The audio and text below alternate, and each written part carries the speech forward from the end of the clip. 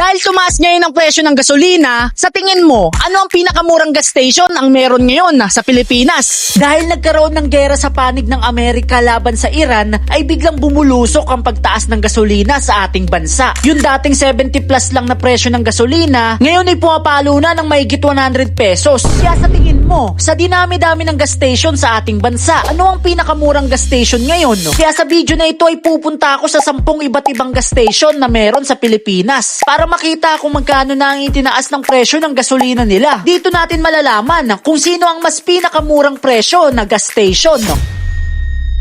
Ang una naming pinuntahan na gas station ay ang Shell. Ngayon mga kaibigan, nagpapagas tayo dito sa may Shell. Mahal na ngayon ang gas eh. Nagre-range ang Shell ng 92 hanggang 84 pesos per liter. Hindi pa kasama dyan ang diesel. Nagpunta na agad kami sa pangalawang gas station, ang Petron. Ngayon mga kaibigan, nandito naman tayo sa may Petron gas station at kung napapansin nyo, sobrang dami ngayon nagpapagas. Isa kasi itong Petron sa mga malalaking kumpanya ng mga gas station kaya talagang mabenta yung gasolina dito. At sobrang taas na rin ang gasolina ngayon sa Petron mga kaibigan. Lahat talaga tumaas. Nagre-range ang Petron ng 132 pesos hanggang 81 pesos per liter. Discounted price pa yan. Ang next gas station naman na pinuntahan namin ay ang Power Pill. Dito ay pinayagan kami maglagay ng gas sa dala naming galon. Nagre-range lang pala ang Power Pill ng 98 pesos hanggang 79 pesos per liter. Boss, may gas ka pa? Unleaded ka? Ilagay natin sa dito. Dito ay may nakita kaming isang movie rider na nakatambay sa gilid ng kalsada. Sakto paubos na daw yung gas niya, kaya binigay na lang namin sa kanya yung naigib namin na gasolina. Sige boss, ingat ka boss ha.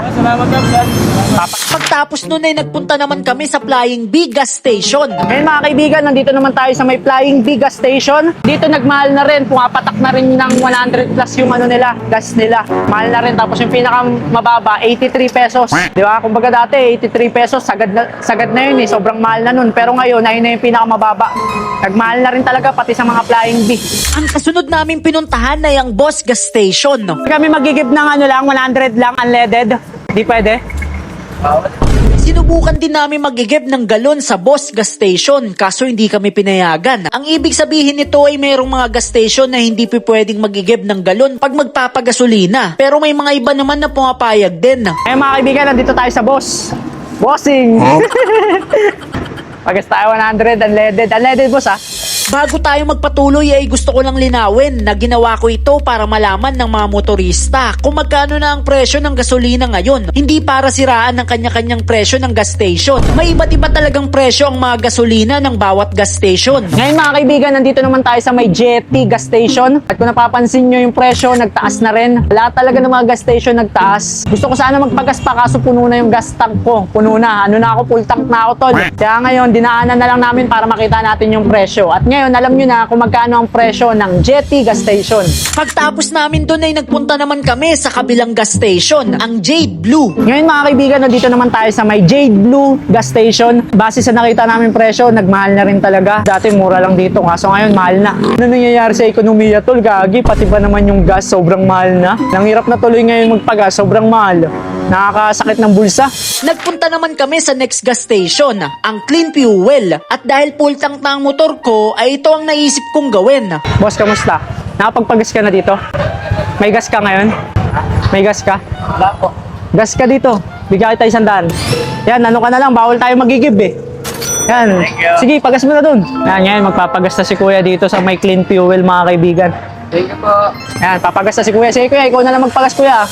Dahil nakita naming nakatambay si Kuyang Angkas sa Clean Fuel, ay binigyan ko na lang siya ng panggas para pandagdag sa gasolina niya. Nakatambay dito sa gas station ng Clean Fuel. Kaya malamang nag-aantay ng pasahero yun si Kuya. Ngayon, binigyan natin 100 pesos. Ayun, magpapagas si Kuya doon. Kahit paano, yung 100 na yung tol, malaking tulong ngayon. Gawa ng sobrang mahal ng gasolina ngayon.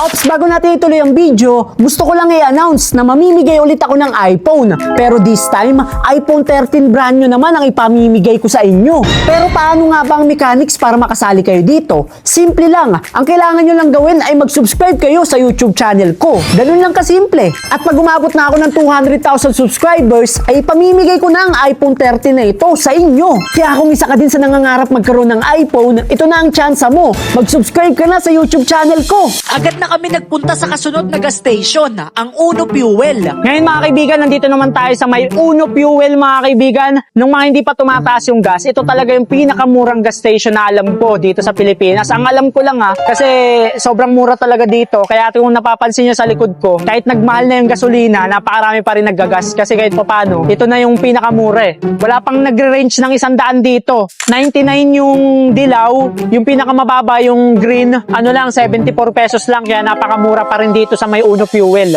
Ang kasunod naming pinuntahan ay ang Uni Oil Gas Station. Ngayon mga kaibigan, nandito naman tayo sa may Uni Oil. Dito tol, medyo mahal na tol. Nagre-range na ng 100 tapos pinakamababa 82. Masakit-sakit na rin sa bulsa yun tol. Kaya kung napapansin nyo, wala masyado nagpapagas dito kasi katabi lang nito yung Uno. Nandun lang sa kabila yung Uno, yung sinasabi kong murang gas station. Kaya nagkakasapawan, wala nagpapagas dito tuloy ngayon kasi medyo mas mahal dito kaysa sa kabila. Dun sa Uno, pinipilahan dito, wala nagpapagas kasi nga mahal. Ang pangalawa sa uli na pinuntahan namin ay ang isa sa mga pinakakilalang gas station sa Pilipinas, ang Caltex Gas Station. Ngayon mga kaibigan, nandito naman tayo sa Caltex, isa sa mga malalaking kumpanya ng gas station dito sa Pilipinas. At kung napapansin nyo, yung pinakamahal dito, 111. Tapos ang mura, 88 pesos. Bali, sobrang mahal din dito sa Caltex. Alam naman natin na ang Caltex ang isa sa mga mahal talagang gas station sa Pilipinas. Pero sa kasalukuyan, dahil nga may gera sa ibang bansa tol, mas lalong nagmahal dito, sobrang mahal ay Ang panguling gas station na pinuntahan namin ay ang Refill Gas Station. Boss, papagas ka boss? Tara, full tank na lang natin yan boss. Sige, pagas mo.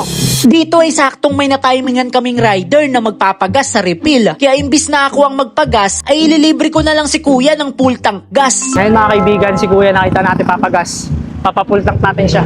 Boss, full tank mo boss. Ako magbabayad. Dahil sobrang taas na ng presyo ng gas ngayon, ay yung mga ganitong pagtulong sa kapwa rider ay sobrang laking bagay na. Kaya kamusta? Yan, papapull tank natin si kuya. Ilang bar ka kuya na ano? 1 bar? Yan, sige, full tank natin. Center mo, yan, ganyan. Mahal na kasi yung gas ngayon kuya, no? Lahat ng mga gas station, nagmahal na talaga. Dahil mahal na ang gas ngayon, ay umabot ng 238 pesos ang full tank ng motor ni kuya. Sige po, ingat kayo kuya. Ako na bahala sa bayad niyan. Boss, ingat kayo boss.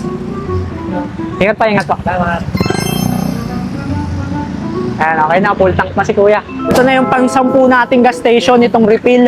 At na-timingan natin si kuya na full tank natin. Sakto, 1 bar na lang pala siya. Kaya nag-range ng 238 pesos yung full tank ng Mio M3 niya. Sakto yung nakita natin kasi kakauwi lang daw niya galing trabaho.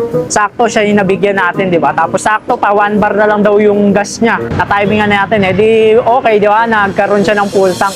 Dito na natatapos ang paglilibot namin sa 10 gas station na meron sa Pilipinas. Base sa napansin namin ay lahat talaga ng gas station ay nagmahal ng presyo. Pero kahit ganun pa man ay hindi naman nagkakalayo ang presyo ng bawat isa. May iilan na mababa lang ang naidagdag, may iba naman na sobrang nagtaas ng presyo. Pero wala tayong magagawa dahil nangyari lang naman ito dahil nagkaroon ng gera sa ibang bansa. Kaya naapektuhan ang presyo ng langis. Pero sana sa mga susunod na buwan ay bumalik na din sa normal ang presyo ng gasolina. Dito na natatapos ang video mga kaibigan. Kaya kung nagustuhan nyo ang video na ito, ay wag nyo kakalimutan mag-subscribe sa YouTube channel ko dahil road to 200,000 subscribers na tayo. At pag umabot ako ng 200,000 subscribers, gaya ng ipinangako ko, ipamimigay ko na sa inyo ang iPhone 13 brand new. Kaya kung hindi ka pa nakapag-subscribe, mag-subscribe ka na rin. Let's go!